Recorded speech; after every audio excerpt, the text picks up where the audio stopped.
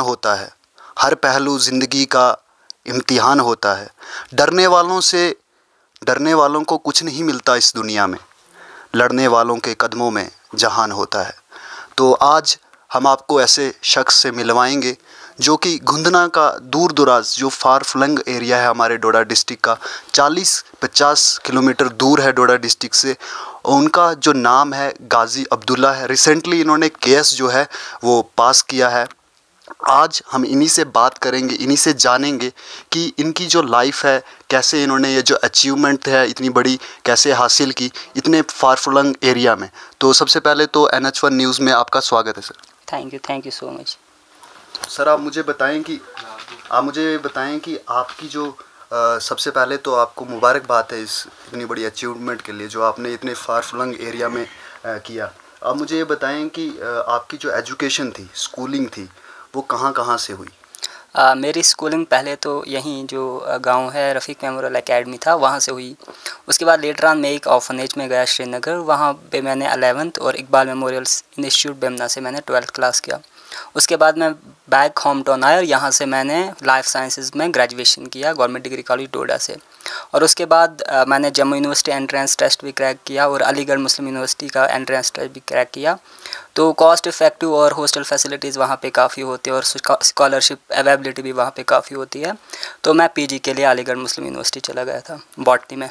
जी sir, जैसे कि हमें ये पता लगा है कि आपके जो 2 साल की उम्र में आपके फादर साहब थे जो वो एक्सपायर हो गए थे। तो आपने बिना फादर के ये जो लाइफ थी आपकी वो कैसे गुजारी? एग्जैक्टली बिकॉज़ मेरे हिसाब से ज़्यादा इम्पैक्ट तो तब पड़ता है जब मैच्योर एज में किसी की डेथ हो जाती है। तो मेरे लिए जो था वो बहुत टीन एज में हुआ था, तो ओबियसली महसूस तो होता है, बट बिकॉज़ बिगनिंग से ही ऐसा था कि है ही नहीं। तो मेरा क्या था कि मैंने खुद को इतना स्ट्रॉन्ग कर लिया, मैंने खुद को इतना मोटिवेट कर लिया कि अगर नहीं है तो मैं फ्रंट पे आना चाहिए, मैं खुद को इतना कंफर्टेबल कर लूँ कि मैं खुद ही लड़ूँ इस ज़िंदगी के खिलाफ। जैसे कि आपने क्वालिफाई आप कर लिया है, तो अगर आपको पोस्ट चाहिए तो कौन सी पोस्ट आपको अच्छी लगती है, कौन सी पोस्ट पे? ओबियसली हर किसी का ड्रीम होता है एडमिनिस्ट्रेशन में जाने का, तो ओबियसली मैं एडमिनिस्ट्रेशन को पिक ही करूँगा। आपने क्यों चूज़ किया केएस? बिकॉज़ इसमें बहुत डाइवर्स फील्ड है। यहाँ पे अगर फॉर एग्ज़ाम्पल मैं टीचर में जाऊँ या किसी और में चले जाऊँ तो वहाँ पे जो इम्पैक्ट होता है वो बहुत कम होता है। गवर्नमेंट की बहुत सारी पॉलिसीज़ होती हैं, उनको ग्रॉस रूट पे लाना होता है, वो काम होता है सिविल सर्वेंट्स का। और मुझे इतना मुझे खुद पे भरोसा था, क्योंकि जब भी यूट्यूब पे कुछ वीडियोस देखता था तो मैं सिंपल एक चीज़ सर्च करता था कि क्वालिटीज़ क्या होती हैं सिविल सर्वेंट्स की। तो फिर मैं अपने आप को परसेप्ट करता था कि क्या ये क्वालिटीज़ हैं मुझ में, और मुझे दिखता था कि लीडरशिप क्वालिटी है, एम्पैथी है मुझ में, मैं सिंपैथेटिक हूँ, मैं खुद को अकाउंटेबल हर बार ठहराता हूँ, मैं ऑनेस्ट हूँ। तो मुझे लगा कि ये मेरा ड्रीम जॉब है और बचपन से ही था। तो चाहे कोई भी मुश्किलात आ जाएँ तो मैं ये पढ़ने के लिए तैयार हूँ और मैंने शुरू कर दिया था। बहुत लोग जो हैं वो डिमोरलाइज करते हैं, तो आपका ये? ओबियसली बिकॉज़ एक परसेप्शन होती है बाहर कि बहुत ज़्यादा करप्शन है, बहुत ऐसे लोग हैं जो अमीर होते हैं, सिर्फ उनके बच्चे डीसी का बच्चा ही डीसी बनेगा। तो एज सच मुझे तो इतना ये मतलब डिमोरलाइज तो करते थे, बट मैं इतना स्ट्रांग था कि मैं उनको आज बता सकता हूँ कि हाँ, एक गरीब का बच्चा भी ये एग्ज़ाम पास कर सकता है। आप इस कामयाबी का श्रेय किसको देना चाहेंगे? ओबियसली अब पहले तो अल्लाह ताला का शुक्र है, और उसके बाद मेरी माँ और जो कुछ लोग जिन्होंने मुझे कभी वक्तन फ़वक्तन मदद की है इस सारी जर्नी में, चाहे वो मेंटली हो, थोड़ी सी फाइनेंशियली हो, तो उन सब का मैं शुक्रिया अदा करूँगा। तो बाकी आप हमारे इलाके के जो हैं रूरल एरियाज़ हैं, जो लोग गरीब हैं, जो लोग मतलब सोचते हैं कि हम नहीं कर सकते, उनके लिए क्या मैसेज रहेगा? और एग्जैक्टली देखिए, बात यह है कि ज़रूरी नहीं है कि आप सिविल सर्विसेज में जाएं, आपके पास बहुत सारी अपॉर्चुनिटीज़ हैं, आपको गवर्नमेंट की इतनी सारी स्कीम्स हैं कि आपको ये पता होना चाहिए कि मुझ में टैलेंट क्या है, मुझ में कैपेसिटी किस चीज़ की है। और जो वालिद हैं, जो पेरेंट्स हैं, उनको भी चाहिए कि वो अपने बच्चे को ऐसे बनाएं कि उनको उनके मतलब जो उनकी कैपेसिटीज़ हैं, जो उनकी कैपेबिलिटीज़ हैं, उसी पे फोकस करें, ना कि हर किसी को चाहे आपने डॉक्टर ही बनना है तो डॉक्टर ही बनो, चाहे उसकी कैपेसिटी हो उस चीज़ में। सो ओपन रहें, जो आपको मन करता है वो आप करें, तो ओब्वियसली आप बहुत अच्छे इंसान आगे जाके बन सकते हैं। शुक्रिया, आपने इतना अपना इम्पोर्टेंट टाइम हमें दिया इसके लिए। और NH1 न्यूज़ भी ये चाहेगा और हम भी ये चाहेंगे कि आपकी जो आगे की लाइफ है वो बहुत अच्छी हो, और साथ ही में आपको हम आगे की लाइफ के लिए बहुत बहुत शुभकामनाएं भी यहाँ से प्रकट करते हैं।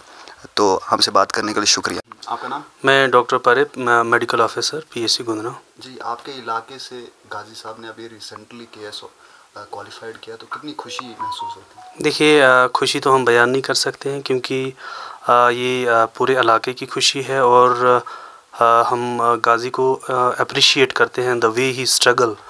This is a inspiration for every youngster जो भी हमारे इलाके से है। ये बहुत अच्छी बात है और बहुत बड़ी बात है कि हमारे एक उस बच्चे ने ये एग्ज़ाम जो है कॉम्पिटिटिव एग्ज़ाम क्वालिफाई किया, जो एक ड्रीम होता है। और इस ड्रीम को पाने के लिए, जैसा कि आप जानते हैं कि बहुत सारे बच्चे जो हैं वो लाखों रुपीस खर्चा करते हैं अपनी कैरियर को बनाने के लिए, और इस बच्चे ने विदाउट कोई कोचिंग या विदाउट कोई मतलब जो इसके पास एफ़र्ट्स भी नहीं थे उतना, तो इसने जो ये स्ट्रगल, ये जो एक ज़िंदगी का बहुत बड़ा मोड़ जो इसने एक पास किया है, तो हम इसको श्रेय देते हैं और हम इसको सल्यूट करते हैं। और हम इसके साथ साथ जो हमारे इलाके के जितने भी यंगस्टर हैं, बच्चे हैं, ये क्योंकि ये एक इंस्पायरेशन हर एक के लिए बना है, और हम पेरेंट्स से भी ये रिक्वेस्ट करते हैं कि हमारे जो इलाके में है, जो एक कंसेप्ट रहता है कि बच्चे को 12th के बाद लद्दाख भेजना है या कहीं पे भेजना है, अब आगे नहीं पढ़ाना है, या हमारे बच्चों में टैलेंट नहीं है, तो ये उन बच्चों के लिए भी एक बहुत ज़्यादा एक नसीहत है कि हम कुछ भी कर सकते हैं। हमारे इलाके में इतना ज़्यादा कैपेबिलिटीज़ है, हमारे इलाके के बच्चों में IQ बहुत अच्छा है। जैसे कि मैं ऑब्ज़र्व करता रहता हूँ कि हमारे बच्चों में टैलेंट बहुत ज़्यादा है, और मैं गाजी को बहुत ज़्यादा मुबारकबाद देता हूँ, और मैं ये चाहता हूँ कि ये आगे IAS या IPS के लिए भी एक बार ट्राई करे। जी सर, मेरा ये है कि बहुत सारे बच्चे यहाँ के जो हैं उनमें ये रहता है कि क्वालिटी एजुकेशन मिलने के कारण वो कहीं ना कहीं 12th के बाद फेल हो जाते हैं, या कहीं ना कहीं वो गिर जाते हैं। क्वालिटी, लगता है आपको भी कि क्वालिटी की एजुकेशन की कमी है यहाँ के रूरल? देखिए, ये बहुत अच्छा क्वेश्चन है, क्योंकि बेसिक जो होता है उसके लिए तो यहाँ पे बच्चों को स्ट्रगल करना पड़ता है, क्योंकि हमने भी ये फेस किया है। और इस चीज़ में सिर्फ हमारे पेरेंट्स का बहुत ज़्यादा एक पार्टिसिपेशन या पेरेंट्स का एक हाथ होना बहुत ज़रूरी है, क्योंकि पेरेंट्स को जब यहाँ पे बच्चे ने 10th या 12th किया, उसके बाद पेरेंट्स को चाहिए कि उसको आगे पढ़ाने के लिए भेजे और उस बच्चे का साथ दे, क्योंकि बच्चे को जब तक कैरियर नहीं बनता है, बच्चा जब तक किसी स्टेप या किसी जो गोल पे नहीं पहुंचता है, तब तक पेरेंट्स का उसके पीछे हाथ का होना बहुत ज़रूरी है।